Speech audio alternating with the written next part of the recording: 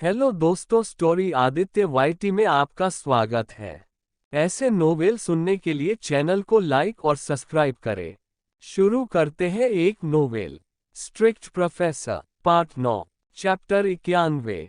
ईशा को देखकर इस वक्त यूवी का खुद को संभालना मुश्किल हो रहा था। वो बार बार अपना सलाइवा गटक रहा था। उसकी नज़र ईशा के गले पर पड़ी और फिर उसकी कॉलर बोन पर पड़ी, जिस पर एक तिल था। उस तिल को देखकर तो यूवी का मन वहां पर किस करने का हुआ। यूवी नीचे झुका और अपने होठ ईशा के गले पर रख दिए और ईशा के गले पर वेट किस करने लगा। यूवी ईशा के गले पर वेट किस करते हुए ईशा की कॉलर बोन्स तक पहुंच गया और ईशा की कॉलर बोन्स पर किस करने लगा। यूवी ने ईशा की कॉलर बोन पर मौजूद तिल को देखा और अपने होठ उस तिल पर रख दिए और उस तिल को शिद्दत से चूमने लगा। वो उस तिल पर लगातार किस कर रहा था। किस करते हुए उसने अपने हाथ ईशा की खुली कमर पर रख दिए और बड़े ही प्यार से ईशा की कमर को सहलाने लगा। यूवी ईशा के गले पर किस करने लगा और किस करते हुए ऊपर की तरफ जाने लगा। धीरे धीरे यूवी ईशा के होठों तक पहुंच गया। उसने अपनी एक मदहोश भरी नजर ईशा के होठों पर डाली। यूवी ने धीरे से अपना एक हाथ आगे बढ़ाया और ईशा के होठों को सहलाने लगा। यूवी ने ईशा के होठों को अपनी उंगली से सहलाते हुए ही ईशा के होठों को अपने होठों के कैद में ले लिया और बड़े ही पैशन के साथ ईशा के होठों को चूमने लगा। वो कभी ईशा के होठों को सक कर रहा था तो कभी उसके होठों को स्मूच कर रहा था और उसके हाथ लगातार ईशा के कमर पर रेंग रहे थे। वो काफी देर तक ईशा के होठों को चूमते रहा और उसके बाद वो ईशा के होठों से अलग हुआ और लंबी लंबी सांसें लेने लगा। वो अभी सांसें ले ही रहा था कि तभी यूवी की नजर ईशा की बाजू पर पड़ी, जहां पर उंगलियों के निशान थे जो कि नीले पड़ चुके थे। ईशू के गोरे मुलायम हाथों पर वो निशान काफी गहरे दिख रहे थे। ये और किसी के नहीं बल्कि यूवी की ही उंगलियों के निशान थे। ये कल के थे जब यूवी ने ईशा को हट किया था। उन निशानों को देखकर यूवी की आंखों में गिल्ट उभर आया। यूवी ने झुककर ईशा के हाथ पर अपने होठ रख दिए जहां पर नीले गहरे उंगलियों के निशान थे। यूवी ने ईशा के हाथों पर किस की और ईशा को देखने लगा। यूवी की नज़र ईशा के हाथों में लगी निडल पर गई। उसने देखा कि ईशू को स्लाइन की बोतल पूरी चढ़ चुकी थी। ये देखकर यूवी ने बिल्कुल धीरे से ईशा के हाथों से निडल निकाल दी और ईशा के हाथ की उस जगह पर किस कर लिया जहां पर नीडल लगी हुई थी। यूवी ईशा के साइड में लेट गया और ईशू और अपने आप को ब्लैंकेट से कवर कर लिया। यूवी ने ईशा को अपने से सटा लिया। इस वक्त यूवी की बॉडी पर कोई भी कपड़ा मौजूद नहीं था, जिस वजह से यूवी की खुली बॉडी ईशा को बॉडी से टच हो रही थी। यूवी ने अपना हाथ आगे बढ़ाया और ईशा के टॉप की स्ट्रिप को उसके कंधे से सरका दिया।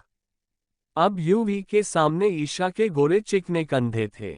यूवी ने अपने होठ ईशा के कंधों पर रख दिए और प्यार से किस करने लगा। ब्लैंकेट के अंदर ही अंदर उसके हाथ ईशा की बॉडी पर मूव कर रहे थे। यूवी के हाथ लगातार ईशू के पेट को सहला रहे थे। यूवी के हाथ धीरे धीरे ऊपर की तरफ जाने लगे। चैप्टर 92।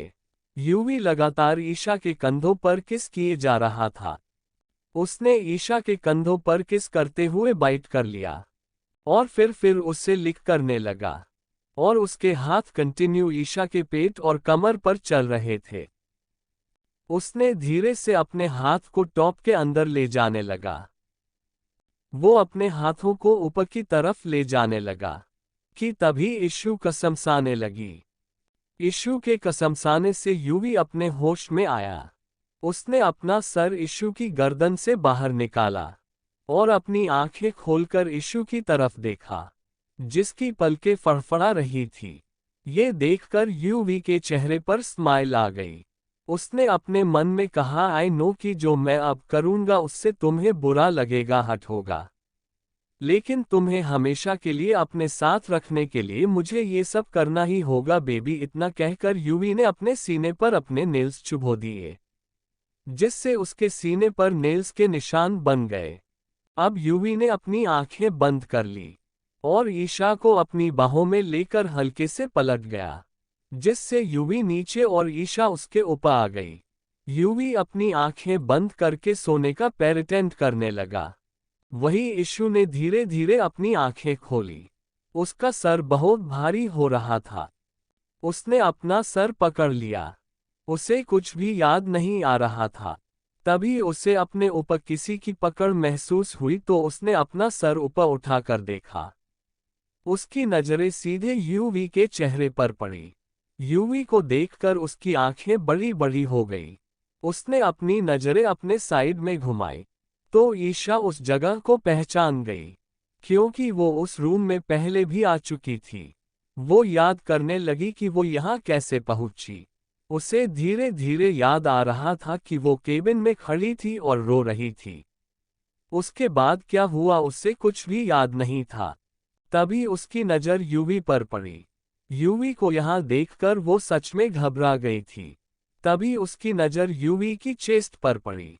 यूवी के ऊपरी बदन पर एक भी कपड़ा नहीं था, जिससे उसका खुला मैस्कुलर सीना दिख रहा था, जिसे देखकर ईशा ब्लैंक हो गई थी। उसे उसके सीने पर साफ साफ खरोंचने के निशान दिख रहे थे। तभी ईशा की नज़र अपने ऊपर अपने कपड़ों पर गई।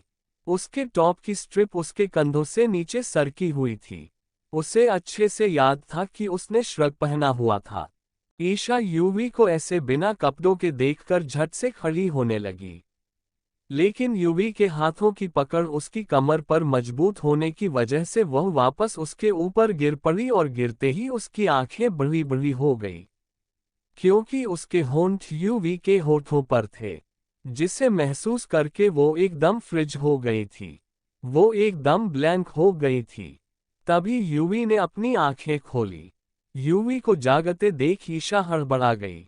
वो अभी अपने होठों को यूवी के होठों से हटाती कि यूवी ने उसे एकदम से पलट दिया, जिससे ईशा अब नीचे और यूवी उसके ऊपर था और उससे पेशनेटली किस करने लगा।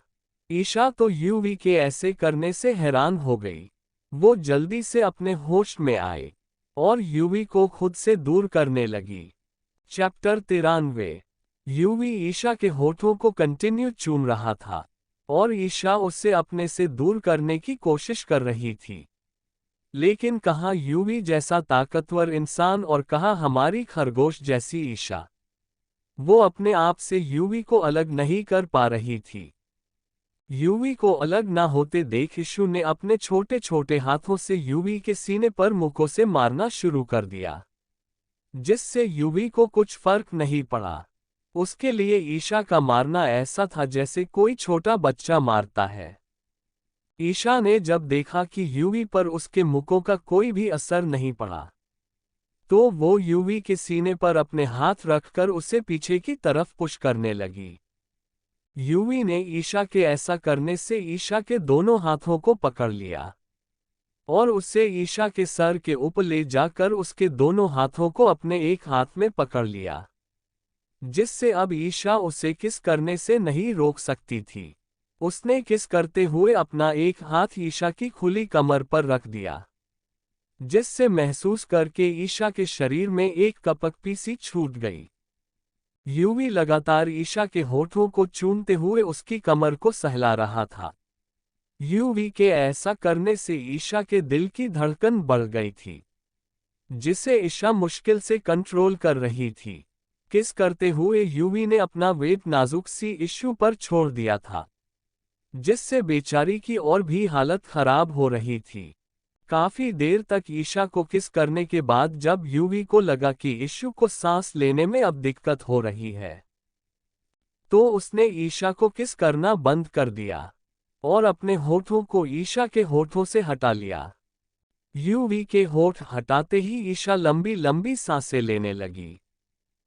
वही यूवी की नज़र ईशा के तेज सांस लेने की वजह से उसके ऊपर नीचे होते सीने पर पड़ी। यूवी ने ईशा की टॉप की स्ट्रिप को पहले ही उसके कंधे से नीचे सरका दिया था, जिस वजह से ईशा का टॉप हल्का सा नीचे हो गया था और उसका क्लीवेज दिख रहा था। और अब ईशा के ऐसे तेजी से सांस लेने की वजह से उसका सीना ऊपर नीचे हो रहा था, जिससे उसका क्लीवेज और भी शो हो रहा था। यूवी एकटक ईशा के क्लीवेज को देख रहा था। देख क्या रहा था? ताड़ रहा था। ईशा के क्लीवेज को देखकर यूवी का गला सूख गया। जब ईशा की सांसें नॉर्मल हुई तो उसने यूवी की तरफ देखा और कुछ कहना चाहा, लेकिन यूवी का ध्यान कहीं और ही था।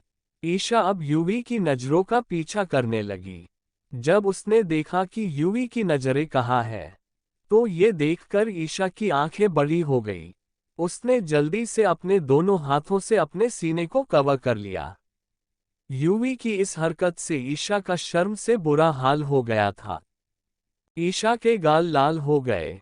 उसने अपने दोनों हाथों से खुद को कवर करते हुए अटकते हुए कहा, आपको शर्म न नहीं आती ऐसे का किसी लड़की का को दे? देखते हुए इतना कहकर ईशा ने शर्म से अपनी आंखें बंद कर ली और अपना चेहरा फेर लिया, क्योंकि उसे बार बार यूवी का उसके क्लीवेज को ताड़ना याद आ रहा था। ईशा के ऐसा कहने से यूवी के चेहरे पर एक शरारती मुस्कान आ गई। उसने ईशा को देखकर शरारत से कहा, मुझे क्यों शर्म आएगी जब तुम्हें मेरे साथ ये सब करते हुए शर्म नहीं आई? यूवी के ऐसे कहने से ईशु ने अपनी आंखें खोली और हैरानी और कंफ्यूजन से यूवी की तरफ देखने लगी। उसने हकलाते हुए कहा, मतलब मैंने क्या किया? यूवी ने अपना चेहरा सीरियस करते हुए कहा, क्या तुम्हें कुछ भी याद नहीं है कि तुमने क्या किया और हमारे बीच क्या हुआ? यूवी के ऐसा कहने से ईशु का चेहरा सफेद पड़ गया। चैप्टर 94 चालाक यूवी की कहानी रोमांस। यूवी के सीरियस फेस को देखकर और उसकी बातों को सुनकर ईशा को अंदर ही अंदर डर लगने लगा। उसने मुश्किल से बस कुछ चंद शब्द ही अपने मुंह से निकाले, मतलब मैं समझी नहीं। यूवी ने उसी सीरियसनेस के साथ कहा, अब तुम्हें क्यों समझ में आएगा? तुम्हें जो मेरे साथ करना था वो तो तुम कर ही चुकी हो। ईशा ने अपना सलाइवा गटकते हुए कहा, मैं क्या कर चुकी हूँ। यूवी ने अपने सीने की तरफ इशारा करते हुए अपनी खरोचों के निशान को दिखाते हुए कहा, ये देखो ये किया है तुमने, ये सारी खरोचें तुम्हारी ही देन है।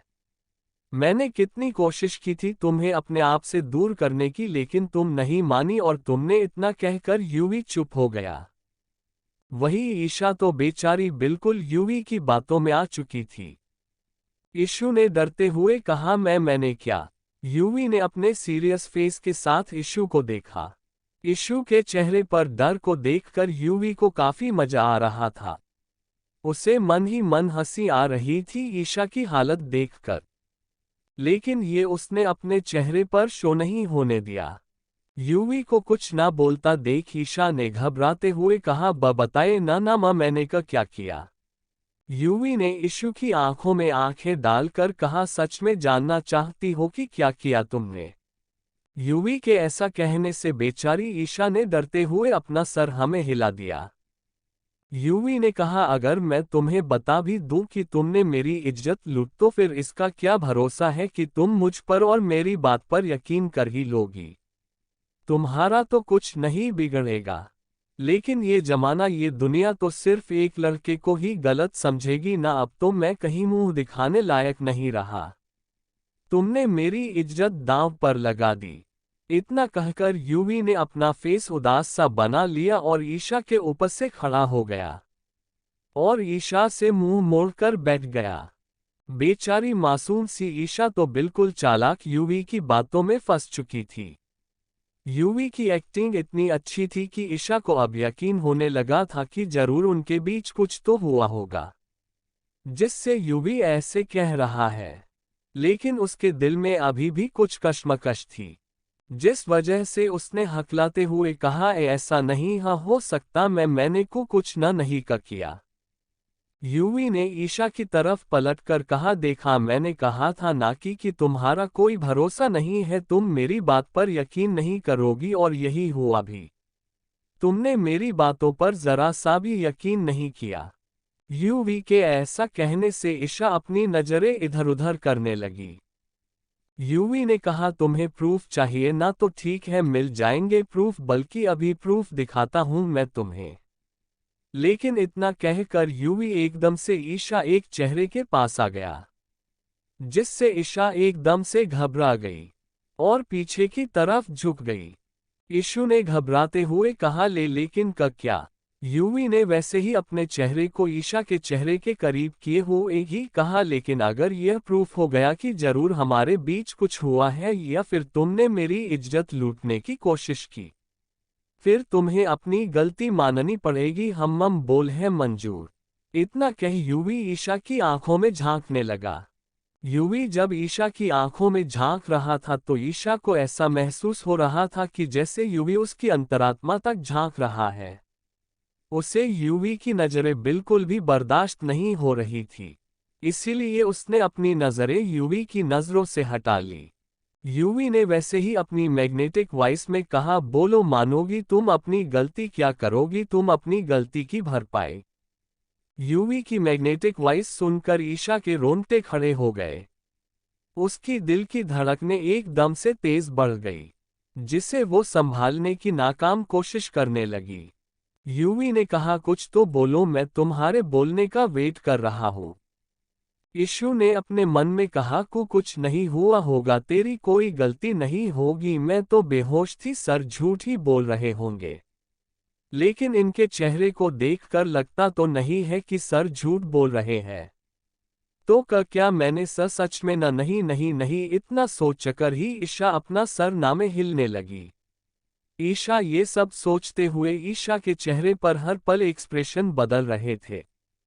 वही ईशा के चेहरे के एक्सप्रेशंस और उसका बनता हुआ मुंह देखकर और उसके ऐसे नामे सर हिलाता देखकर युवी के चेहरे पर हल्की सी स्माइल आ गई। लेकिन उसने ईशा के देखने से पहले ही उसे छुपाकर अपने चेहरे पर सीरियसनेस का चोला ओढ़ लिया। युवी ने अपनी सीरियस आवाज में कहा, क्या सोच रही हो? ईशा ने अपना सर नामे हिला दिया और कहा, कुछ नहीं, मैं रेडी हूँ अपनी गलती की भरपाई करने के लिए, लेकिन उसके पहले प्रूफ कीजिए कि मैंने सच में आपके साथ कुछ ऐसा वैसा करने की कोशिश की या फिर आपके साथ कुछ ऐसा वैसा किया है। इतना कहकर ईशा ने अपनी उंगलियों को क्रॉस कर लिया और बेचारी यही प्रार्थना करने लगी कि ऐसा वैसा कुछ न हुआ हो। लेकिन उसे नहीं पता था कि बेचारी की सभी प्रार्थनाएं फेल होने वाली थी आज। युवी ने कहा, तुम्हारे अचानक से बेहोश हो गई थी। तुम्हारे अचानक से बेहोश हो जाने के बाद मैंने डॉक्टर को यहाँ बुलाया। डॉक्टर ने तुम्हारा ट्रीटमेंट किया और फिर वो वहां से चला गया। और डॉक्टर के यहाँ के प्रूफ ये है। इतना कहकर युवी ने ईशा को बेड के साइड में रखे हुए टैबलेट और उसको लगाई गई नीडल भी दिखा दी, जिससे ईशा का ये तो विश्वास हो गया कि युवी की डॉक्टर वाली बात तो सच है। युवी ने आगे ईशा के पास बैठते हुए उसे अच्छे से समझते हुए कहा, उसके बाद मैं बाथरूम में चला गया।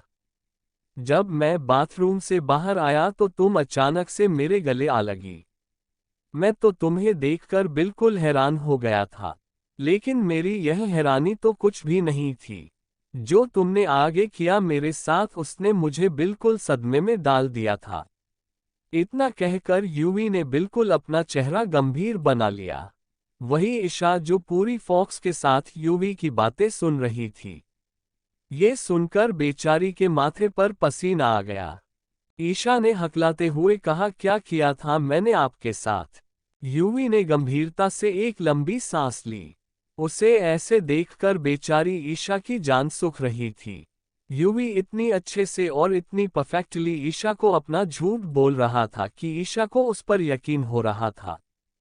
युवी ने आगे कहा, मैंने जब तुम्हें अपने से दूर हटाने की कोशिश की तो तुमने मेरे गले में बाहें डालकर मुझे अपने पास खींच लिया और मुझे किस करने लगी, वो भी मेरे लिप्स पर। इतना कहकर यूवी ने अपना चेहरा बिल्कुल ईशा के पास कर लिया और अपने होठों की तरफ इशारा कर दिया, जिस वजह से ईशा की नजरें उसके होठों पर चली गई। यूवी ने धीमे से आगे कहा, बिल्कुल इतनी सी भी दूरी नहीं थी हमारे बीच और तुम बिल्कुल पैशनेट होकर मुझे किस कर रही थी। यूवी ये सब ऐसा कह रहा था कि ईशा ये सब कुछ इमेजिन कर रही थी, और ये सब कुछ इमेजिन करके उसके रोंगटे खड़े हो रहे थे और उसके गाल लाल हो रहे थे। यूवी ने कहा, मैंने तुम्हें रोकने की काफी कोशिश की, लेकिन तुम नहीं रुकी। तुम्हें मेरी शर्ट के बटन खोलने शुरू कर दिए थे। तुम ऑलमोस्ट मेरी शर्ट के सारे बटन खोल चुकी थी। तुम आगे कुछ करती कि मैंने तुम्हें अपने आप से दूर कर दिया। मैं वहां से यहां बेड के पास आ गया और तुम्हें कहा कि ये सब गलत है, तुम ऐसा नहीं कर सकती हो। तुम अभी होश में नहीं हो। लगता है डॉक्टर ने तुम्हें मेडिसिन का काफी हाई डोज दे दिया है जिस वजह से तुम ऐसी हरकतें कर रही हो। मेरे ऐसे कहने पर भी तुम नहीं मानी। पता नहीं तुम पर तो क्या भूत सवार था, तुमने मेरी एक भी बात नहीं सुनी और मुझे पीछे से हक कर लिया। इतना कहकर यूवी ने इशू को पीछे से अपनी बाहों में भर लिया। कहा, बिल्कुल ऐसे ही। यूवी के ऐसा करने से ईशा का रोम रोम सिहर गया। यूवी ने ईशा के कान में कहा, उसके बाद तुमने मेरी शर्ट निकाल दी और मुझे बेड पर धक्का दे दिया। इतना कहते हुए यूवी ने ईशा को बेड पर हल्के से धक्का दे दिया और कहा, बिल्कुल ऐसे ही। यूवी ने अपनी मैग्नेटिक वॉइस में आगे कहा, फिर तुम मेरे ऊपर आ गई और अपनी इंडेक्स फिंगर को मेरे चेहरे पर फिराने लगी। इतना कहकर यूवी ईशा के ऊपर आ गया और अपनी उंगली को ईशा के चेहरे पर फेरने लगा और कहा, बिल्कुल ऐसी ही। यूवी के ऐसे करने से ईशा ने अपनी आंखें बंद कर ली और बेड की ब्लैंकेट को अपने हाथों में भर लिया। Chapter 95 marriage papers. Yuvi Isha के चेहरे पर अपनी उंगली को फेरने लगा, जिस वजह से ईशा की आंखें अपने आप बंद हो गई। उसने अपना चेहरा घुमा लिया। उसके ऐसे करने से यूवी के चेहरे के सामने इशू की गर्दन आ गई। उसने मदहोशी से कहा, उसके बाद तुम झुकी और मेरे गले पर किस करने लगी। इतना कहते ही यूवी ने नीचे झुककर अपने होठ ईशा के गले पर रख दिए और किस करने लगा। यूवी के ऐसा करने से ईशा की हालत खराब हो रही थी और उसकी सांसों ने रफ्तार पकड़ ली थी। वो लंबी लंबी सांसें लेने लगी थी, जिस वजह से उसका सीना यूवी के सीने से बार बार टच हो रहा था, जिस वजह से यूवी का शरीर गर्म होने लगा था। यूवी ईशा के गले पर किस करते हुए उसकी कॉलरबोन तक पहुंच गया और किस करने लगा। यूवी ईशा की कॉलरबोन पर वेट किस कर रहा था। वही ईशा मुश्किल से अपनी बढ़ी हुई धड़कनों को कंट्रोल करने की कोशिश कर रही थी। यूवी अपने होठ ईशा के खुले कंधे पर फिराने लगा। यूवी ईशा को किस करते हुए नीचे की तरफ जाने लगा। ये महसूस करते ही ईशा ने यूवी को धक्का दे दिया, जिससे यूवी थोड़ा सा ईशा से अलग हो गया और तेज तेज सांसें लेते हुए ईशा को देखने लगा। वही इशू लंबी लंबी सांसें लेने लगी। ईशा कुछ कहती कि यूवी ने कहा, बिल्कुल ऐसे ही, मैंने भी तुम्हें धक्का दिया था जब तुम मुझे किस कर रही थी, लेकिन तुम फिर भी नहीं मानी, बल्कि तुमने अपना श्रग भी उतार दिया। तुम तो अपने बाकी कपड़े भी निकाल रही थी, लेकिन वो मैंने किसी तरह तुम्हें रोका। इतना कहकर यूवी ने अपना चेहरा बिल्कुल ईशा के चेहरे के सामने कर लिया और उसकी आंखों में आंखें डालते हुए कहा, लेकिन तुम तो मुझे फिर से किस करने लगी थी। इतना कहकर यूवी ने ईशा के होठों पर अपने होठ रख दिए और पेशेंटली ईशा के होठों का रस पीने लगा। वो ईशा के लोअर लिप को अपने होठों के बीच लेकर सक कर रहा था। उसने अपने हाथ ईशा की कमर पर रखे और ईशा की कमर को सहलाने लगा। यूवी के हाथ ईशा की खुली कमर पर रेंग रहे थे और उसके होठ लगातार ईशा के होठों का रस पीने में लगे हुए थे। लगभग 5 मिनट तक पैशनेट किस करने के बाद अर्थ ने अपने होठ ईशा के होठों से हटा लिया और अपना चेहरा ईशु की गर्दन में छुपा लिया। वो अपने आप को कंट्रोल करने की कोशिश कर रहा था। दोनों ही लंबी लंबी सांसें ले रहे थे। यूवी को जब लगा कि वो और खुद को कंट्रोल नहीं कर पाएगा तो वो ईशा के ऊपर से हाथ कर साइड में लेट गया। यूवी ने अपनी आंखें बंद कर ली और कहा, मैंने तुम्हें रोकने की कोशिश की, लेकिन तुम इतनी वाइल्ड हो गई कि तुमने अपने नेल्स यहां मेरे सीन पर गड़ा दिए, जिसके सबूत मैं तुम्हें दिखा ही चुका हूं। इतना कहकर उसने अपने सीने पर निशानों को दिखा दिया। वही अब तक ईशा के कान और गाल शर्म से लाल हो चुके थे। उसने अब और सुनने की हिम्मत नहीं थी।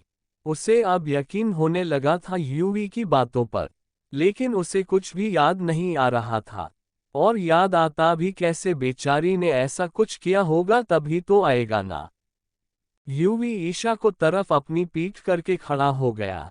वही ईशा भी अब बेड से खड़ी हो गई और उसने अपने टॉप को सही किया, जो कि थोड़ा सा नीचे हो गया था।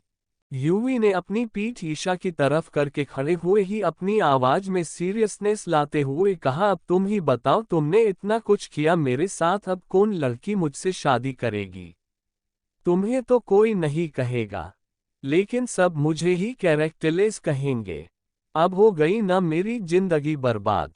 यूवी ने ये सब ऐसे कहा था कि ईशा को इसके लिए बुरा फील हो रहा था, लेकिन यूवी उसके चेहरे पर तो devil smile with horn smile थी, जो कि उसके ईशा की तरफ पीठ होने की वजह से ईशा को नहीं दिखी।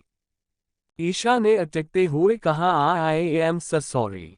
यूवी ने कहा, तुम्हारे सॉरी कहने से सब ठीक तो नहीं हो जाएगा ना? यूवी ने बात सुनकर ईशा ने अपना सर झुका लिया। उसे अब सच में गिल्ट फील हो रहा था। यूवी ईशा की तरफ पलटा और अपने चेहरे को गंभीर करते हुए बिना किसी भाव के उसने ईशा की आंखों में आंखें डालकर कहा, अब बोलो, कैसे करोगी इसकी भरपाई? तुम कैसे अपनी गलती को ठीक करोगी? क्योंकि अब तो साबित भी हो चुका है को तुमने मेरे साथ ये सब किया है बिना मेरी मर्जी के। अब जो तय हुआ था उसके मुताबिक तुम्हें मेरी बात माननी होगी और अपने किए की भरपाई करनी होगी। ये बात तो यूवी भी जानता है कि कोई भी उससे उसकी मर्जी के बिना कोई भी काम नहीं करवा सकता, लेकिन देख रहे हो यहाँ कितना भोला बन रहा है। यूवी के ऐसे सीधा आंखों में देखने से ईशा ने अपना सर झुका लिया, क्योंकि उसे शर्म आ रही थी अब यूवी के सामने। ईशा ने बिना यूवी से अपनी नजरें मिलाए हुए ही कहा, क्या करना होगा मुझे? ईशा के ऐसा कहने से यूवी के चेहरे पर एक मिस्टीरियस स्माइल आ गई, जैसे पता नहीं वो इतनी देर से ईशा से यही सुनना चाहता हो। यूवी ने अपने आप को नॉर्मल किया और बेड के पास जाने लगा। ईशा ने जब यूवी को अपने पास आते देखा तो वो असमंजस में यूवी की तरफ देखने लगी। यूवी ईशा के पास से होता हुआ आगे चला गया और ड्रॉर के पास जाकर उसने से ड्रॉर में से कुछ निकाला और ईशा के पास आ गया। ईशा अभी भी यूवी को असमंजस में देख रही थी। यूवी के हाथ में कुछ पेपर्स थे। उसने उन्हें ईशा के आगे कर दिया और कहा, तुम्हें इन पेपर्स पर साइन करना होगा, यही तुम्हारे किए की भरपाई है। ईशा यूवी के हाथ में पेपर्स को कंफ्यूजन में देख रही थी। यूवी ने ईशा को अपनी आंखों से उन पेपर्स को लेने का इशारा किया। ईशा ने ही हिचकते हुए वह पेपर यूवी के हाथ से ले लिए और कहा, क्या है इसमें? यूवी में कहा, मैरिज पेपर्स। यूवी के ऐसा कहने से ईशा शॉक्ड हो गई। उसकी आंखें हैरत से बड़ी बड़ी हो गई। उसके मुंह से अपने आप निकला गया, व्हाट मैरिज पेपर्स? यूवी ने ईशा की आंखों में अपनी आंखें डालते हुए कहा, हाँ मैरिज पेपर्स, तुम्हें इन पेपर्स पर साइन करने होंगे, शादी करनी होगी मुझसे, क्योंकि अब कोई शरीफ घर की लड़की मुझसे शादी तो करेगी नहीं, तो अब मेरे पास बस एक यही रास्ता है कि मैं तुमसे शादी कर लूं। ईशा ने हैरानी से कहा, शादी का करनी थोड़ी ना जरूरी है, हम और भी कोई रास्ता निकल सकते हैं ना।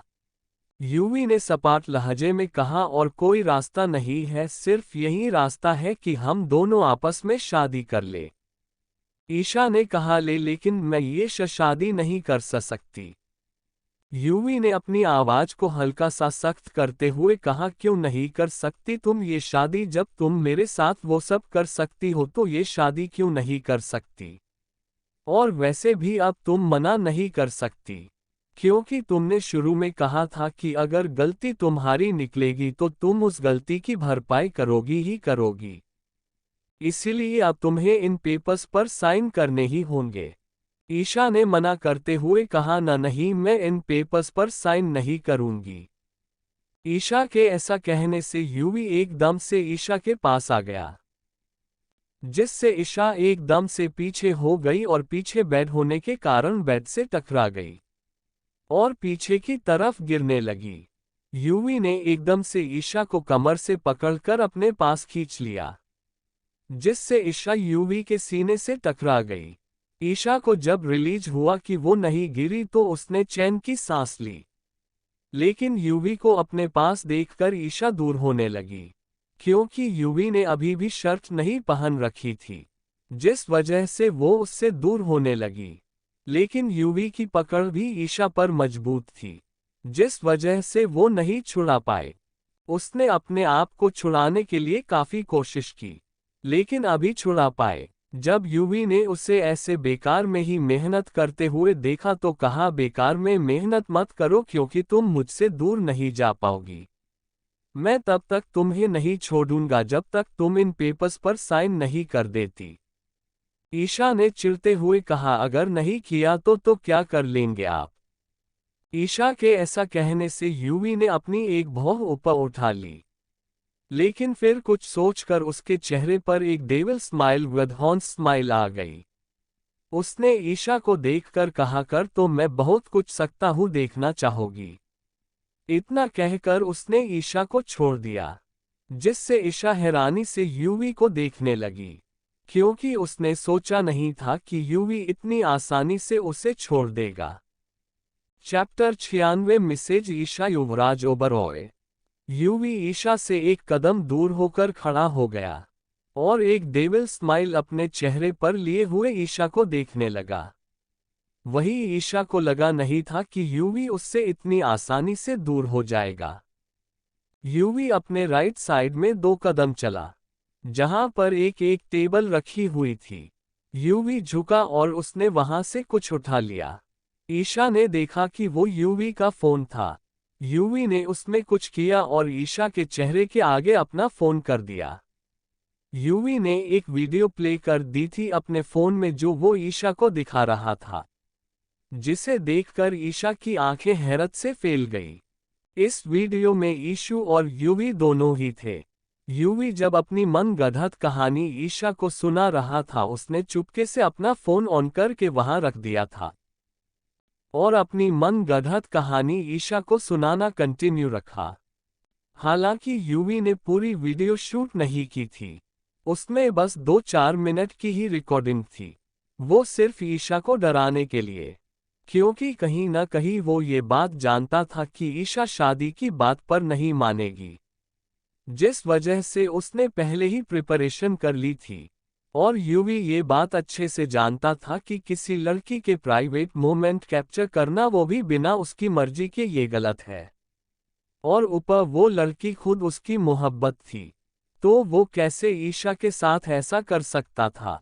यूवी ने ईशा को डराते हुए कहा, इसमें सब कुछ रिकॉर्ड है, अगर तुम इन पेपर्स पर साइन नहीं करती हो, कोई बात नहीं, मत करो, मैं ऐसे ही बाहर चला जाऊंगा।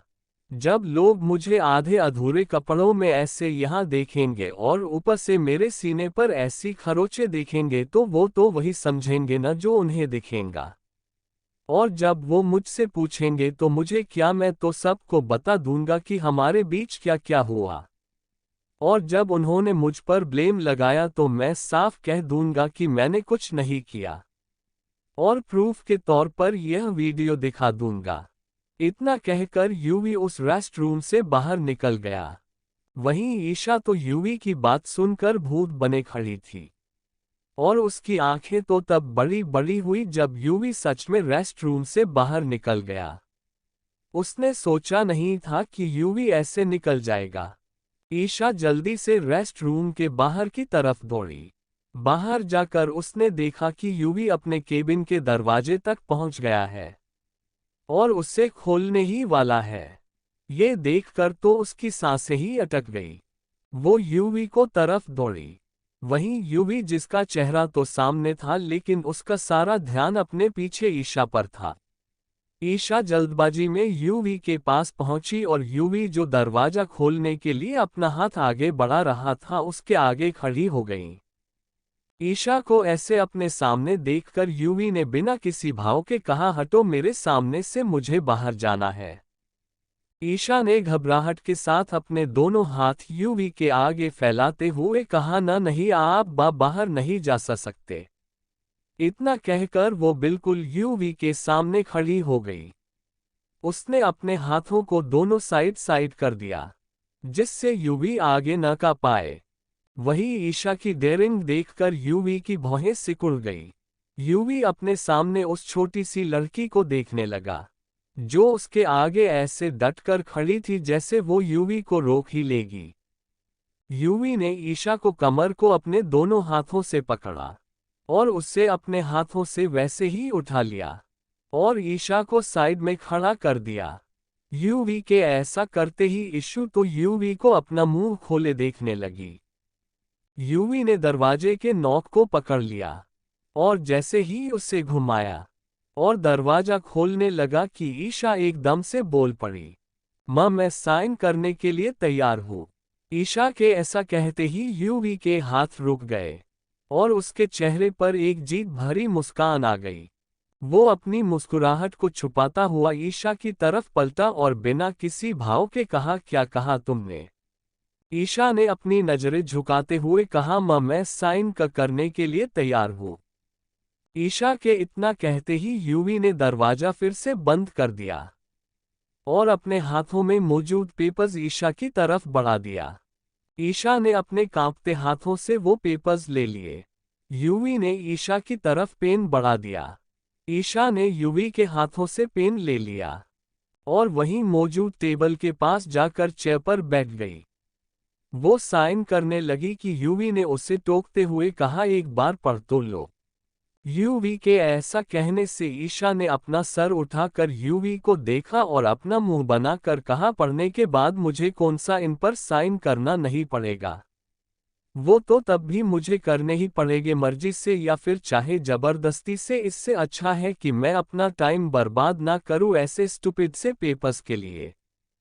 इतना कहकर उसने उन मैरिज पेपर्स पर साइन कर दिया, जिसे देखकर यूवी के चेहरे पर एक प्यारी सी मुस्कान आ गई, जो उसके छुपाने से भी नहीं छुप रही थी। ईशा के पेपर्स साइन करते ही यूवी ने वो पेपर्स ले लिए। उस पेपर पर पहले से ही यूवी के साइन थे। यूवी पेपर्स को देखने लगा। पेपर्स देखते वक्त उसकी आंखों में चमक थी। यूवी ने इशू को देखकर कहा, इसमें कुछ रूल्स एंड रेगुलेशन है, उसकी एक कॉपी में तुम्हें फॉरवर्ड कर दूंगा, आराम से पढ़ लेना। यूवी ने वो पेपर्स अपने पास रख लिए और अपनी पॉकेट से एक बॉक्स निकाला।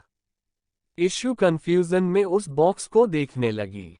यूवी ने वो बॉक्स ओपन किया तो उसमें एक बहुत ही सुंदर डायमंड की रिंग थी, जो बेहद खूबसूरत थी। ईशा ने जब उस रिंग को देखा तो देखती ही रह गई, क्योंकि वो रिंग थी ही इतनी खूबसूरत कि उसे देखकर कोई भी मंत्रमुग्ध हो जाए।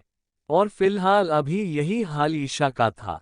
यूवी ने वो रिंग उस बॉक्स से निकाली और उसी बॉक्स में एक सुंदर सी चेन भी थी। यूवी ने वो रिंग उस चेन में डाल दी। अब वो एक सुंदर सा लॉकेट सा बन गया था। यूवी ने अब इशू को देखकर कहा, आई नो कि तुम्हारे हाथ में रिंग देखकर सब तुमसे सवाल पूछे थे कि कहाँ से आए, लेकिन अब नहीं पूछेंगे। इतना कहकर यूवी उस चेन को लेकर ईशा के एकदम पास चला गया, जिससे ईशा उसे देखने लगी और वो पीछे होने लगी। ईशा को पीछे होता देखकर यूवी ने ईशा को कमर से पकड़ लिया और कहा, डोंट मूव। यूवी के ऐसा कहने से ईशा वही खड़ी हो गई। यूवी ने ईशा के बालों को आगे किया, जिससे यूवी के हाथ ईशु की गर्दन को टच कर गए, जिससे ईशा को अपने शरीर में कंपन महसूस हुई। उसकी आंखें अपने आप बंद हो गई। यूवी ने प्यार से वो चेन ईशु के गले में पहना दी। उसने ईशा के पास झुककर ईशु के कान में अपनी मैग्नेटिक वॉइस में कहा, कंग्रेचुलेशंस मिसेज ईशा युवराज ओबरॉय। यूवी के ये कहते ही ईशु के पेट में बटरफ्लाई उड़ने लगी। यूवी के मुंह से अपने लिए मिसेज ईशा युवराज ओबरॉय सुनकर ईशा के दिल में गुदगुदी सी होने लगी थी। यूवी ने झुककर ईशा के ईयरलोब पर किस कर लिया, जिससे ईशा के हाथों की पकड़ यूवी के कंधों पर कस गई।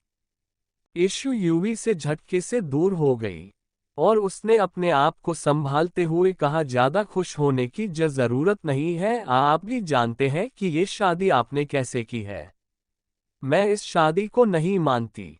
ईशा के ऐसा कहने से यूवी ने अपने मन ही मन कहा, I am sorry wifey, but ये सब तुम्हें तुम्हारी ही गलती के कारण भुगतना पड़ रहा है। इतना कहकर यूवी की आंखों के आगे वो सीन आ गया जब ईशा ने यूवी से कहा था कि उसका और ईशा का कोई रिश्ता नहीं है, सिर्फ स्टूडेंट और प्रोफेसर को छोड़कर। यूवी ने वह बात याद करके यूवी ने अपनी आंखें बंद कर ली। यूवी को इस बात का डर था कि कहीं ईशा उससे दूर ना हो जाए, जिस वजह से उसने ये कदम उठाया था।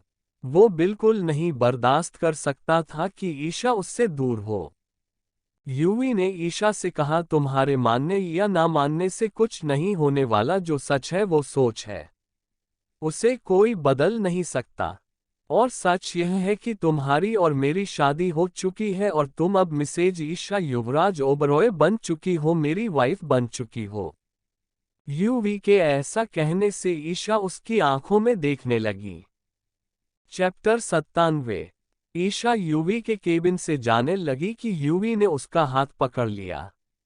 ईशा यूवी के हाथ पकड़ने से उसे नाराजगी से देखने लगी। ईशा का क्यूट सा चेहरा गुस्से से लाल हो रखा था। उसके गाल फूले हुए थे, जो यूवी को और भी अपनी तरफ अट्रैक्ट कर रहे थे।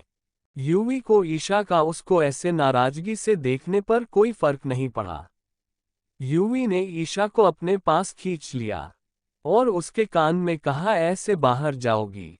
यूवी के ऐसा कहने से ईशा समझी नहीं और यूवी को ना समझी में देखने लगी। ईशु को ना समझते देख यूवी ने अपनी आंखों से ईशा को खुद की तरफ देखने का इशारा किया। ईशा ने जब खुद को देखा तो उसे रिलीज हुआ कि यूवी उसे क्यों कह रहा है। ईशा रेस्टरूम में चली। अब जब उसकी बीवी वहां जा रही थी तो यूवी कैसे नहीं जाता। वो भी ईशु के पीछे रूम में चला गया। इस वक्त यूवी के चेहरे पर सुकून था। आज उसे दिल ही दिल इतनी खुशी हो रही थी कि जिसे वो बयां नहीं कर सकता था। ईशा अंदर गई। उसने रूम में चारों तरफ अपनी नजरें घुमाना शुरू कर दिया। यूवी को ईशा को ऐसे देखते देख बेड के दूसरी साइड चल गया और उसने वहां गिरा हुआ ईशा का श्रग उठा लिया और ईशा के पास आ गया। ईशा ने उसके हाथ से अपना श्रग लेना चाहा, लेकिन यूवी ने उससे ईशा को नहीं लेने दिया। यूवी के ऐसा करने से ईशा चिढ़ गई। यूवी ने आगे बढ़कर वो श्रग खुद अपने हाथों से ईशा को पहना दिया। इस बीच उसने अपनी नजरें ईशा से नहीं हटाए। यूवी उसकी आंखों में देख रहा था। वहीं ईशा में इतनी हिम्मत नहीं थी कि वो यूवी की आंखों में देख सके, जिस वजह से वो अपनी नजरें यूवी से फेरे खड़ी थी। यूवी ने ईशा के श्रग पहना दिया। अब ईशु वहां से जाने लगी तो यूवी ने उसका हाथ पकड़ लिया, जिस वजह से ईशा पूरी तरह चिढ़ गई। उसने गुस्से से कहा, अब क्या है। यूवी ने अपने चेहरे पर सीरियसनेस लाते हुए कहा, अपना काम तो पूरा करके जाओ। ईशा ने कंफ्यूजन में अपना मुंह सिकोड़ा और कहा, कौन सा काम। यूवी ने ईशा के नजदीक आते हुए कहा, इसलिए कह रहा था कि एक बार पेपर्स पढ़ लो।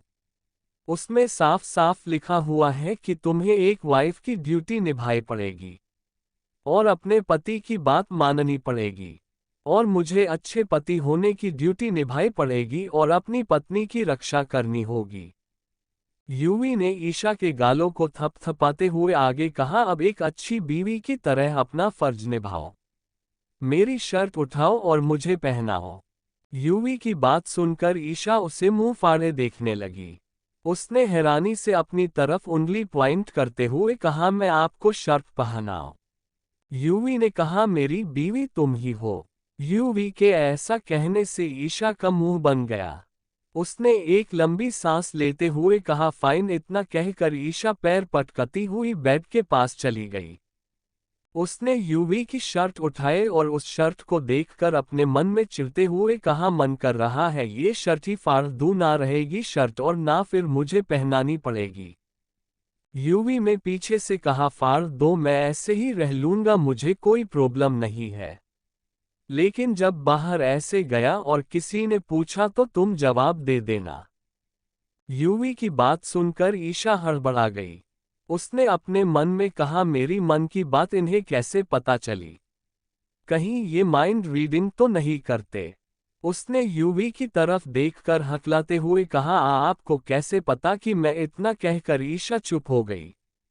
यूवी ने एक तिरछी मुस्कान के साथ कहा, मुझे सब पता होता है तुम्हारे मन में कब क्या चल रहा है। और वैसे भी शर्ट को ऐसे घुरोगी तो कोई भी बता सकता है कि तुम्हारे में क्या चल रहा है। ईशा ने कुछ नहीं कहा और वो शर्ट लेकर यूवी के पास आ गई। ईशा यूवी को शर्ट पहनाने लगी लेकिन वो उस तक पहुंच नहीं पा रही थी क्योंकि यूवी की हाइट अच्छी खासी लंबी थी और ईशा को परेशान करने के लिए वो तनकर खड़ा हुआ था। बेचारी ईशा ने किसी तरह यूवी को शर्ट पहना दी, लेकिन अब प्रॉब्लम ये थी कि वो यूवी के शर्ट के बटन कैसे बंद करे। ईशा ने यूवी को देखा जो कुछ ज्यादा ही तनकर खड़ा था, जिसे देखकर ईशा को गुस्सा आ गया। पता नहीं उसमें इतनी हिम्मत कहाँ से आई। उसने जोर से अपना एक पैर यूवी के पैर पर दे मारा। वही यूवी जो ईशा को परेशान करने के लिए एकदम तनकर खड़ा था। उसे इस चीज की बिल्कुल भी उम्मीद नहीं थी, जिस वजह से उसने चीखते हुए अपना पैर पकड़ लिया। लेकिन इस बीच वो झुक गया था, जिस वजह से ईशा ने जल्दी जल्दी यूवी के शर्ट के बटन बंद कर दिए और वहां से ऐसे भागी जैसे कि वो यहाँ थी ही नहीं। वही यूवी तो ईशा की फुर्ती देख हैरान था। ये छोटी सी लड़की उसे पैर पर हिट करके भाग गई थी। यूवी बेचारा किसी तरह खड़ा हुआ। उसने अपने मन में कहा, अब पता चला शादी के दुष्परिणाम भी होते हैं। यूवी ने अभी इतना ही कहा था कि इशू फुर्ती से दौड़ती हुई आई और यूवी के दौरे पैर पर भी अपना पैर मारा और वहां से बाहर की तरफ जाते हुए कहा, तुमने मुझे आज बहुत परेशान किया डेविल, ये उसी के लिए था। इतना कहकर ईशा ने यूवी को अपनी जीभ दिखाकर भाग गई। बेचारा यूवी तो अपना मुंह खोले ईशा को देख रहा था और साथ ही साथ अपने पैर को भी सहला रहा था। उसने अपने आप से हैरानी से कहा, उसने मुझे डेविल कहा मुझे। यूवी ने अपना पैर सहलाते हुए अफसोस से दरवाजे की तरफ देखते हुए कहा, आज पता चला मासूम सी दिखने वाली बीवी भी कितनी खतरनाक होती है। अब यूवी भी क्या करता? उसने अपने मन ही मन सोचा, अब बीवी के आगे कहाँ बेचारे पति की चलती है। तभी यूवी का ध्यान अपनी शर्ट की तरफ गया, जिसे देखकर उसने अपना सर ही पकड़ लिया, क्योंकि ईशा ने सारे बटन उल्टे सीधे लगा दिए थे। किसी भी एंगल से वो शर्ट तो बिल्कुल भी नहीं लग रही थी। इस वक्त चिड़िया का घोंसला लग रही थी। यूवी ने अफसोस से अपना सर हिला दिया। उसने अपने सारे बटन फिर से खोले और सही से बंद किए। रात का वक्त, इशू अपने कमरे में थी। वो कॉलेज से आने के बाद बाहर ही नहीं आई थी अपने रूम से। उसने डिनर भी अपने रूम में ही कर लिया था। उसकी मॉम ने जब उसे नीचे आने को कहा था तो ईशा ने ये कह दिया था कि उसे अपना असाइनमेंट कंप्लीट करना है, जो कि सच था। ईशा ने ये भी कह दिया था कि उसे कोई डिस्टर्ब न करे। ईशा अपना असाइनमेंट कंप्लीट कर रही थी, लेकिन आज उसका मन पढ़ाई में बिल्कुल भी नहीं लग रहा था। वो बार बार अपने असाइनमेंट पूरा करने पर कंसंट्रेट कर रही थी। ईशा का ध्यान पढ़ाई पर नहीं लग पा रहा था। उसे बार बार उसके और यूवी के बीच जो भी हुआ वो याद आ रहा था, जिस वजह से वो अपना असाइनमेंट कंप्लीट नहीं कर पा रही थी, जिससे ईशा इरिटेट हो गई। उसने अपना पेन टेबल पर पटकते हुए अपना सर पकड़ लिया और चिढ़ते हुए कहा, व्हाट्स रॉन्ग विथ मी? मैं पढ़ाई पर कंसंट्रेट क्यों नहीं कर पा रही हूँ? इतना कहकर ईशा अपना हेड डाउन करके बैठ गई। उसने चिढ़ते हुए अपने मन में कहा, ये सब सिर्फ और सिर्फ उस डेविल की वजह से हो रहा है। मेरा जीना हराम कर रखा है इस डेविल में। ईशु ने कुछ सोचते हुए कहा, बड़े आए मुझे परेशान करने वाले, मैंने भी जीना हराम नहीं कर दिया ना उस डेविल का, तो मेरा नाम भी ईशा जी। वो इतना कहकर चुप हो गई, क्योंकि उसे यूवी का उसे मिसेज ईशा युवराज ओबरॉय कहना याद आ गया, जिसे याद करके ईशा एक दिल धक धक करता दिल एक बार फिर से धड़कने लगा। ईशा ने अपना सर झटका और खुद को डांटते हुए कहा, नो इशू नो, तुम्हें उस डेविल के बारे में नहीं सोचना है, बल्कि उसे कैसे परेशान किया जाए उसके बारे में सोचना है। इतना कहकर ईशा सोचने लग गई कि कैसे यूवी को परेशान किया जाए। ये सोचते सोचते जैसे उसके दिमाग में कुछ आया, जिस सोचते ही उसकी आंखों में एक चमक आ गई। अब उसकी शैतान खोपड़ी चलने लगी। चैप्टर 98। ईशा की आंखों में आई चमक को देखकर यही लग रहा था कि उसके दिमाग में जरूर कोई ना कोई खिचड़ी पक रही थी। वो अब जल्दी से अपना असाइनमेंट कंप्लीट करने में लग गई। कुछ देर में उसने अपना असाइनमेंट कंप्लीट भी कर लिया, जिससे उसने एक गहरी सांस ली और खड़ी होकर अपने बेड की तरफ चली गई, क्योंकि अब वो थक चुकी थी। उसे अब नींद आ रही थी। ईशा बेड पर लेट गई और अपने प्लान को कैसे अंजाम देना है वो सोचने लगी। वो अभी सोच ही रही थी कि उसके फोन में एक नोटिफिकेशन आया। ईशा ने अपना फोन उठाकर चेक किया तो वो मैसेज किसी और का नहीं बल्कि यूवी का था। यूवी का मैसेज, क्या कर रही हो? ईशा जो पहले से ही चिढ़ी बैठी थी, यूवी का मैसेज देखकर और चिढ़ गई। यूवी ने फिर से मैसेज किया, सो गई क्या बीवी? ईशा ने अपने मन में कहा, तुम जैसा राक्षस सोने दे तब ना। उसने गुस्से से टाइप किया, नहीं जागकर यहाँ चमकता सितारा तारे गिन रही हूँ। उसने सोचा था कि अब यूवी मैसेज नहीं करेगा, लेकिन उसकी सोच के विपरीत यूवी का मैसेज आया। यूवी का मैसेज, अकेली अकेली क्यों गिन रही हो? मैं वहां आता हूँ, दोनों साथ में मिलकर गिनेंगे। यूवी का ये मैसेज पढ़कर ईशा का मुंह खुला का खुला रह गया। उसने अपने मन में कहा, कितना चिपकू है ये आदमी। ईशा ने मैसेज किया, कोई जरूरत नहीं है, मैं अकेली ही काफी हूँ। ईशा का मैसेज पढ़कर यहाँ यूवी का मुंह बन गया, जो अपने बेड पर लेटकर इशू को मैसेज कर रहा था। उसने टाइप किया, ऐसे कैसे, ऐसे तो तुम थक जाओगी। मैं आज जाता, दोनों साथ मिलकर गिन लेंगे, उससे तुम बोर नहीं होगी। इशू ने मैसेज किया, थकते आप जैसे बूढ़े लोग हैं, हम जैसे जवान नहीं।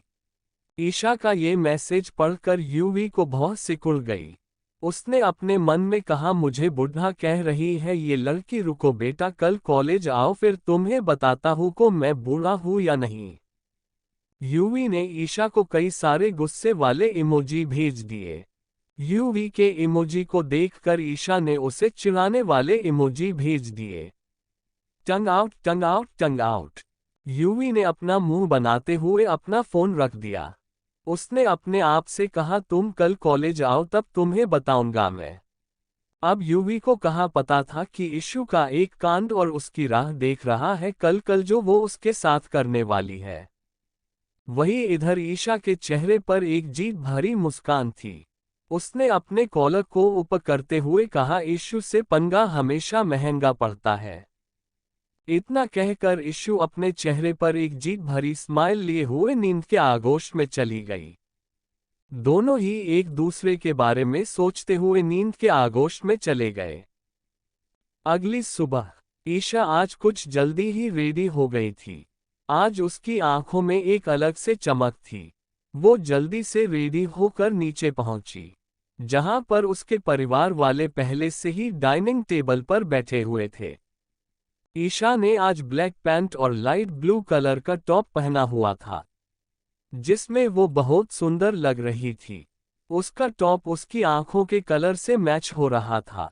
उसने अपने बालों की हाई पोनीटेल बना रखी थी, जिसमें से कुछ बाल निकलकर उसके गालों को चूम रहे थे, जिससे वो और भी हसीन लग रही थी।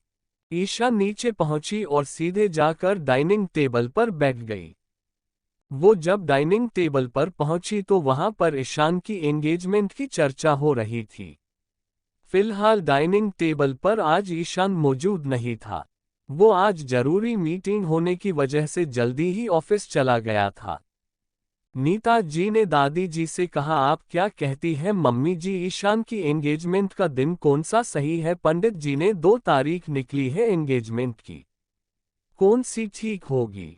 दादी जी ने कहा, एक बार लड़की वालों से भी पूछ लो बहू, वो जिस डेट को फाइनल करे वही ठीक है, क्योंकि मुझे तो उन दोनों ही तारीख से कोई दिक्कत नहीं है।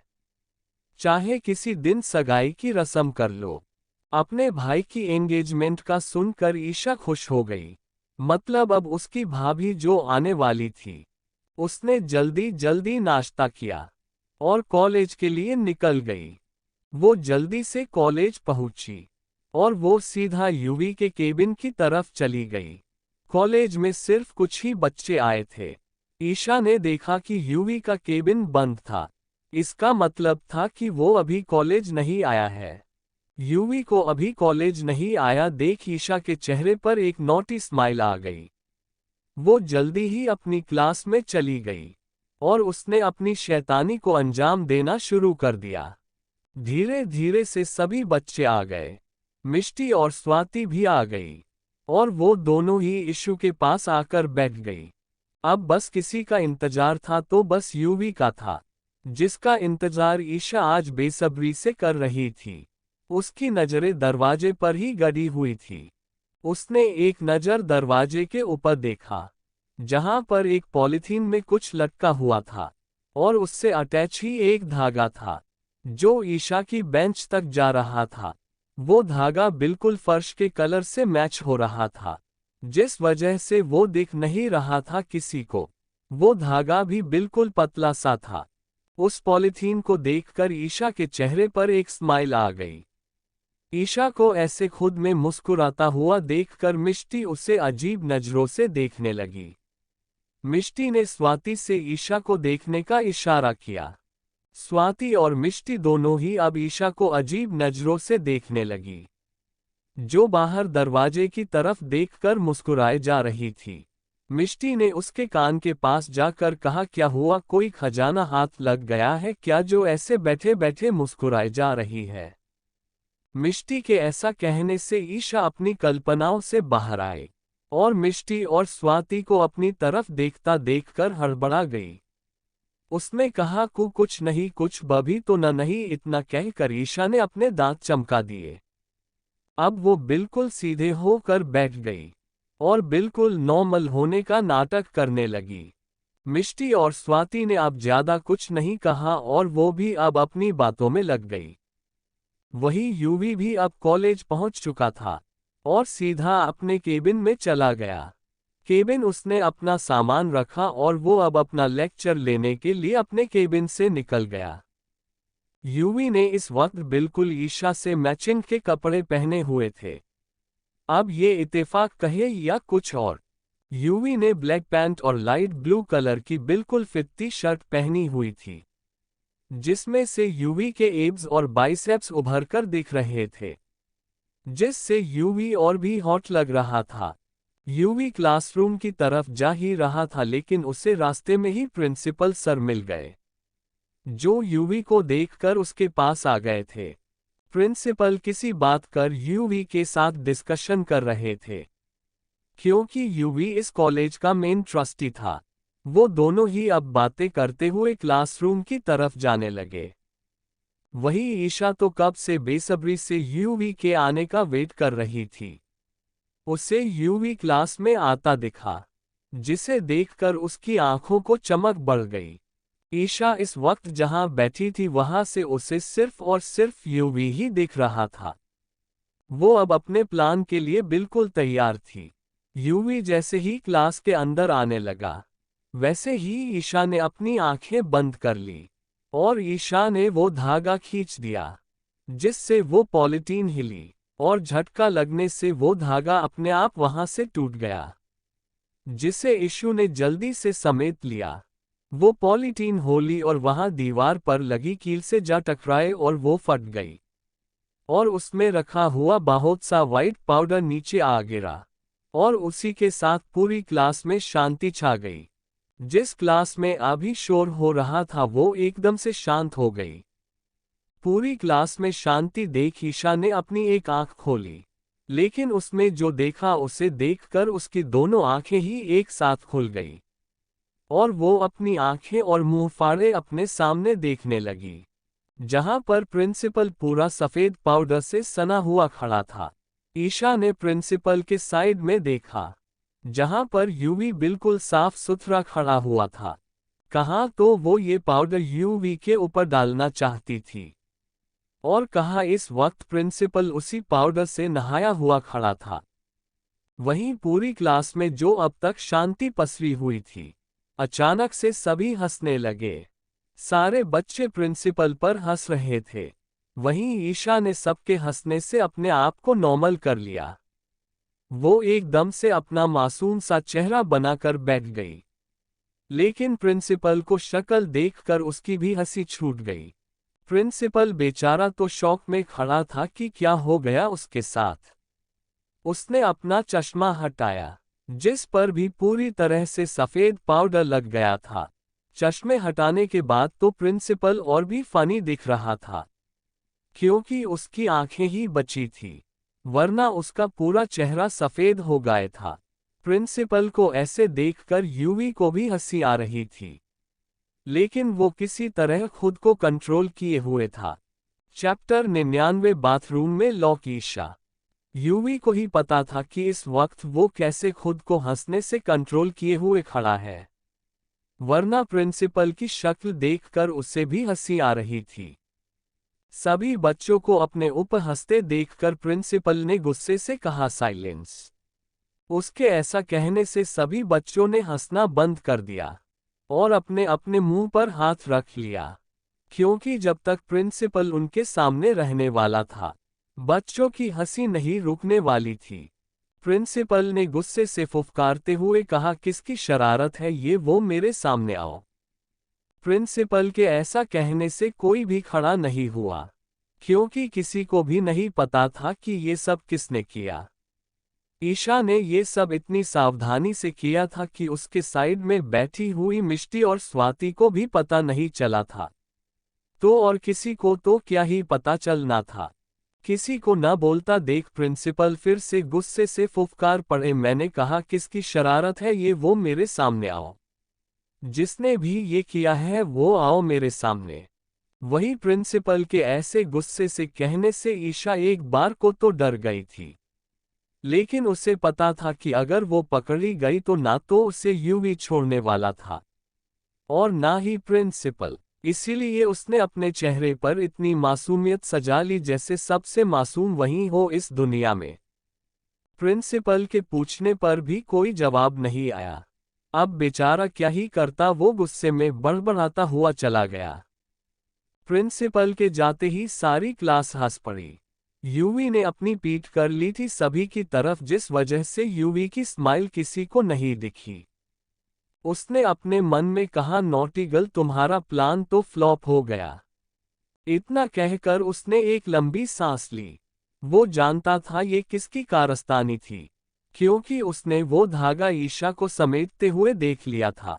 अब यूवी ने अपने फेस पर पहले की तरह खड़ूस एक्सप्रेशन कर लिए और सभी को अपनी सख्त आवाज में कहा, साइलेंस। यूवी के ऐसा कहने से अब सभी बच्चे चुपचाप बैठ गए। यूवी ने एक नज़र पूरी क्लास में देखा और फिर उसकी नज़र ईशा पर पड़ी। उसने एक बार खुद के कपड़ों की तरफ देखा और एक बार इशू के कपड़ों की तरफ देखा। उन दोनों ने मैचिंग के कपड़े पहन रखे थे। ये देख उसके चेहरे पर हल्की सी स्माइल आ गई। यूवी ने पढ़ाना शुरू कर दिया। कुछ टाइम बाद यूवी का लेक्चर भी ओवर हो गया। उसने सभी बच्चों से असाइनमेंट लिए और वो क्लास से चला गया। यूवी के जाने के बाद सभी बच्चों में गॉसिप्स शुरू हो गई कि ये प्रिंसिपल के साथ किसने किया। वही ईशा अपना मुंह लटकाए बैठी थी क्योंकि उसका प्लान फ्लॉप जो हो गया था। मिष्टी ने सोचते हुए कहा, वैसे ये सब किसने किया होगा प्रिंसिपल के साथ। स्वाति ने कहा, पता नहीं, लेकिन तुमने देखा प्रिंसिपल सर कितने गुस्से में थे। मिष्टी ने भी उनकी हाँ में हाँ मिलाई। वो अभी बात करती कि क्लास में प्रोफेसर आ गए, जिस वजह से वो अब चुप हो गई। ऐसे ही उनके एक दो लेक्चर और हुए और लंच ब्रेक हो गया। लंच ब्रेक में ईशा, मिष्टी और स्वाति तीनों ही कैंटीन की तरफ जाने लगी। लेकिन ईशा ने कहा, तुम चलो, मैं वॉशरूम होकर आती हूँ। मिष्टी ने कहा, तुम अकेले जाओगी? 1 मिनट, हम भी तेरे साथ चलते हैं। ईशा ने मना करते हुए कहा, अरे नहीं नहीं, तुम्हें परेशान होने की जरूरत नहीं है। मुझे बस अपना फेस वॉश करके ही आना है। फिर आकर मैं तुमसे मिलती हूँ, उतने तुम कैंटीन में चलो, मैं वहीं आ जाऊंगी। मिष्टी और स्वाति वहां से चली गई और ईशा वॉशरूम की तरफ चली गई। ईशा वॉशरूम के अंदर आई और टैप के पास खड़ी होकर अपना फेस वॉश करने लगी। उसने अपना चेहरा धोया और अपने रुमाल से अपना चेहरा साफ किया। अब उसे जाकर कहीं रिलैक्स फील हो रहा था। उसने अपना मुंह बनाते हुए कहा, सुबह से कितनी मेहनत की और सब सत्यानाश हो गया। सब किए कराए पर प्रिंसिपल फिर गया। इतना कह उसने अपना कंधा थपथपाया और खुद को सांत्वना देते हुए कहा, कोई बात नहीं इशू, तेरे पास आइडियाज की कोई कमी थोड़ी ना है। ये प्लान वर्क नहीं किया तो और सही। इतना कहकर वो वॉशरूम से बाहर आने के लिए दरवाजे के पास आए और जैसे ही उसने दरवाजा खोलना चाहा, वो नहीं खुला। ये देखकर ईशा ने सोचा कि दरवाजा जाम हो गया है। इसीलिए उसने दोबारा से दरवाजा खोलने की कोशिश की, लेकिन फिर भी वो नहीं खुला। अब ये देखकर इशू रश्ट फेस डर गई। उसने दरवाजे पर अपने हाथ से पीटते हुए कहा, कोई है, मुझे यहाँ से बाहर निकालो। मैं यहाँ पर बंद हो गई हूँ। कोई सुन रहा है? वही ईशा की आवाज सुनने के लिए दूर दूर तक कोई नहीं था। अगर वहां कोई था तो वो एक शख्स था जिसने खुद को पूरी तरह ब्लैक कपड़ों में ढक रखा था और वो एक पिलर के पीछे खड़ा हुआ था। ईशा की आवाज उस तक साफ साफ पहुंच रही थी, लेकिन ईशा की आवाज सुनकर वो उसे बचाने नहीं जा रहा था, बल्कि वहीं खड़ा खड़ा मुस्कुरा रहा था। वहीं वॉशरूम के अंदर जब इशू ने देखा कि कोई उसकी आवाज सुनकर दरवाजा नहीं खोल रहा था, ये देखकर वो डर गई। उसने अपनी पॉकेट में अपना फोन ढूंढना शुरू किया, लेकिन ये देख उसका मन खुद को डांटने का कर रहा था कि वो फोन लाना ही भूल गई। उसके पास अब एक ही रास्ता था, इसलिए उसने अब फिर से दरवाजा पीटना शुरू कर दिया और कहा, कोई है, प्लीज हेल्प, दरवाजा खोलिए। इतना कहते कहते ईशा की आवाज रुआंसी हो गई थी। वहीं अंदर से ईशा की आवाज सुनकर वो शख्स एक तिरछी मुस्कान लिए हुए बोल, चिल्लाओ और चिल्लाओ, क्योंकि तुम्हारी सुनने वाला यहाँ कोई नहीं आएगा। इशू डार्लिंग, इतना कहकर वो शख्स डरावनी हंसी हंसने smile with horns, smile with horns, smile with horns लगा। उसने हंसते हुए कहा, पहले तो तुम बच गई थी, लेकिन अब कैसे बचोगी? लेकिन चिंता मत करो, मैंने अब अपना इरादा बदल दिया है। मैं तुम्हें मारूंगा नहीं, बल्कि इतना डराऊंगा कि तुम हर पल मरोगी। ये कहते वक्त उसकी आंखें धधक रही थी। वही इधर कैंटीन में मिष्टी ने अपनी वॉच में टाइम देखते हुए कहा, पता नहीं ये इशू कहाँ रह गई। कह कर गई कि जल्दी ही आ जाएगी। 10 मिनट से ऊपर हो गए हैं। लेकिन अभी तक नहीं आए हैं। स्वाति ने कहा थोड़ी देर और वेट कर लेते हैं।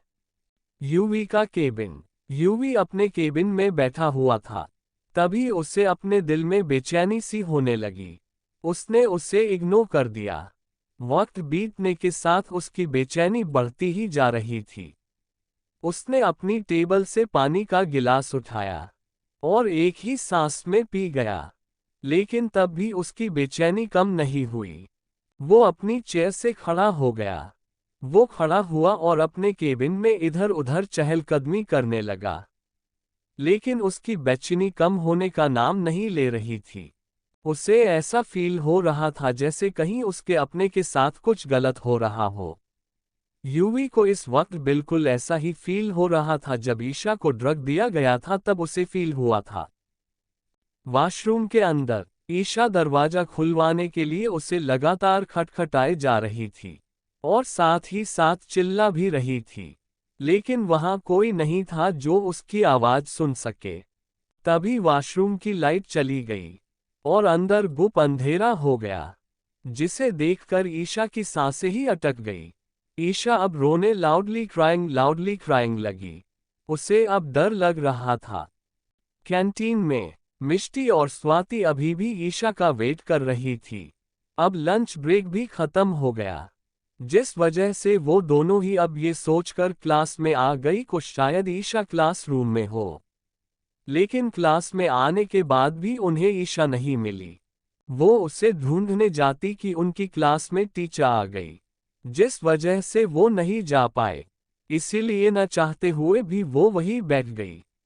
वॉशरूम के अंदर ईशा को अब उस गुप अंधेरे में कुछ भी दिखाई नहीं दे रहा था और बचपन से उसे अंधेरे से काफी डर लगता था, जिस वजह से उसे अब सांस लेने में प्रॉब्लम हो रही थी।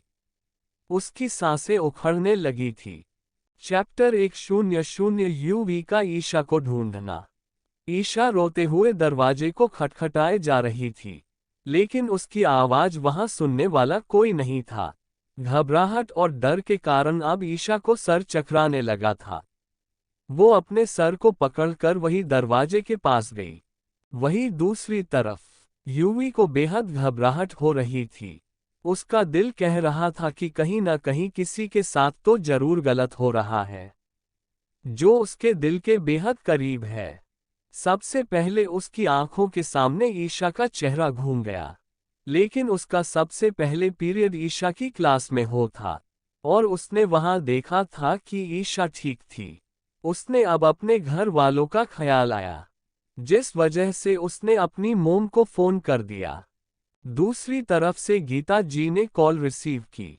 हालांकि वो इस वक्त यूवी के कॉल करने पर हैरान जरूर थी, लेकिन उन्होंने ये सोचकर फोन रिसीव कर लिया कि शायद उसे कोई काम हो। गीता जी के कॉल रिसीव करते ही उसने बेसब्री से पूछा, हेलो मॉम। यूवी की आवाज में उन्होंने शायद बेचैनी भांप ली थी, जिस वजह से उन्हें ये जानने में देर नहीं लगी कि यूवी जरूर किसी परेशानी में है। ये सोचते ही उनके माथे पर बल पड़ गए। उसने चिंता भरे स्वर में कहा, यूवी क्या हुआ बेटा, तुम परेशान लग रहे हो। कोई प्रॉब्लम है क्या जो तुमने मुझे इस वक्त फोन किया? कुछ बताओ बेटा।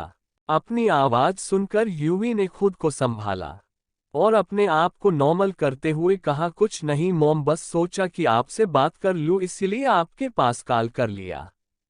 आपकी याद आ रही थी मॉम।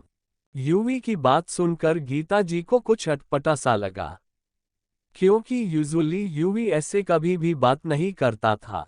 यूवी ने कहा, आप ठीक है ना मॉम? यूवी की आवाज से वो अपनी सोच से बाहर आए।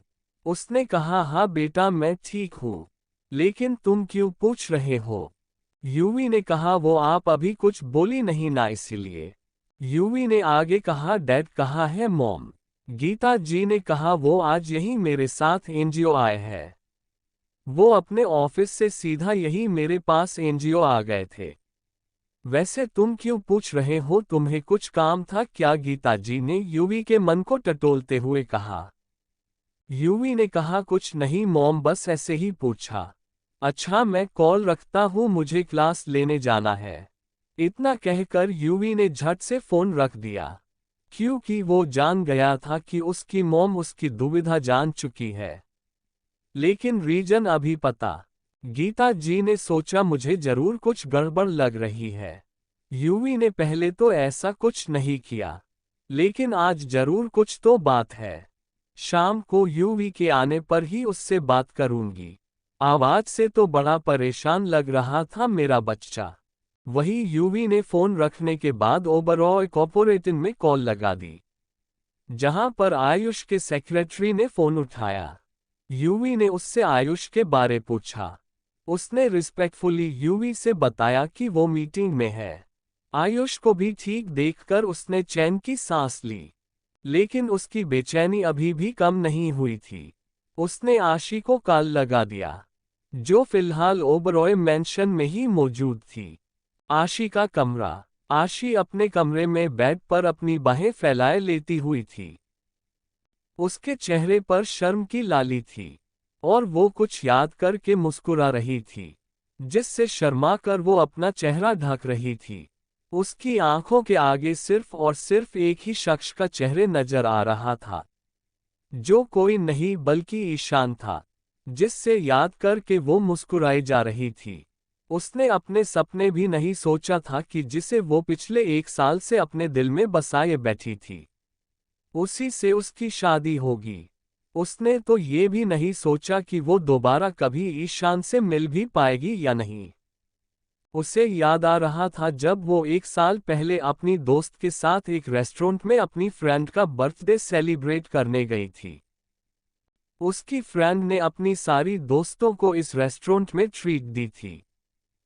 तो वहां पर उसने पहली बार ईशान को देखा था, और वो उसे देखती ही रह गई थी। ईशान वहां पर अपनी मीटिंग के आया था। इस रेस्टोरेंट में फूड का एक अलग सेक्शन था, और मीटिंग के लिए अलग से पर्सनल रूम बुक होते थे। वो सीधा जाना चाहता था, लेकिन ईशा को इस रेस्टोरेंट की स्वीट बड़ी पसंद है, जिस वजह से वो अपनी इश्यू के लिए इस फूड सेक्शन में आया था। हालांकि उसने आशी को वहां नहीं देखा था, लेकिन आशी ने उसे जरूर देखा था, और तब से ही वो उसके दिल में बस गया था। ईशान वो पहला लड़का था जिसे देखकर आशी के दिल में हलचल पैदा हुई थी। उसके बाद उसकी ईशान से मुलाकात नहीं हुई। उसने ईशान के बारे में पता करने की कोशिश की, लेकिन पता नहीं लगा पाए, जिससे वो उदास भी रहने लगी थी। और जब उसकी मॉम गीता जी ने उससे ये कहा कि उसे देखने लड़के वाले आने वाले हैं, तो उसका दिल मानो धड़कना ही भूल गया था। उसने न चाहते हुए भी हामी भरी थी। लेकिन जब वो और ईशान बाहर गार्डन में बात करने गए थे, तब तक भी आशी ने उसे नहीं देखा था। उसने सोच लिया था कि वो उसे मना कर देगी, कि वो ये शादी नहीं करेगी। और जैसे ही उसने मना करने के लिए अपना सर उठाया, और जब उसने अपने सामने ईशान को देखा, तो वो शतब्द रह गई थी। उसे अपनी आंखों पर यकीन नहीं हो रहा था कि उसका प्यार उसकी आंखों के सामने है। वो अविश्वास से ईशान को देख रही थी, जो उसे ही देख रहा था। ईशान की आवाज से वो होश में आई थी, और भी खुशी तो उसे ये जानकर हुई तब उसे पता चला कि ईशान के दिल में कोई भी नहीं है। वो अपनी मॉम की बड़ी शुक्रगुजार थी। उसने पता नहीं अपनी मॉम को कितना ही थैंक यू मन ही मन बोल दिया था। ईशा ये सब याद ही कर रही थी कि उसका मोबाइल बजा। उसने कॉल देखा तो यूवी का था। आशी ने अपने मन में कहा, भाई का कॉल, वो भी इस वक्त। ये सोचते हुए उसने कॉल पिक किया, तो यूवी नॉर्मली ही उससे बातें करने लगा। उसने बातों में आशी से पूछ लिया कि वो इस वक्त कहाँ है, और उसने दादाजी के बारे में भी पूछ लिया। आशी ने बताया कि वो दोनों घर पर ही है। ये जानकर यूवी ने चैन की सांस ली। यूवी के कॉल कट कर दिया। आशी अपने फोन को देखने लगी। उसने अपने अपने आप से कहा, ये भाई को आज हुआ क्या है। इतना कहकर उसने अपने कंधे उचका दिए, और ईशान के ख्यालों में खो गई। वही कॉलेज में अपनी बेचैनी और घबराहट अब भी कम न होने पर उसने सोचा कि वो एक बार ईशा को खुद जाकर एक बार अपनी आंखों से देख ही ले। शायद तब हो उसे तसल्ली हो जाए। उसने अपनी टेबल पर लगी हुई डोरबेल बजाई, जिसके कुछ मिनट बाद ही एक पियून अंदर आया।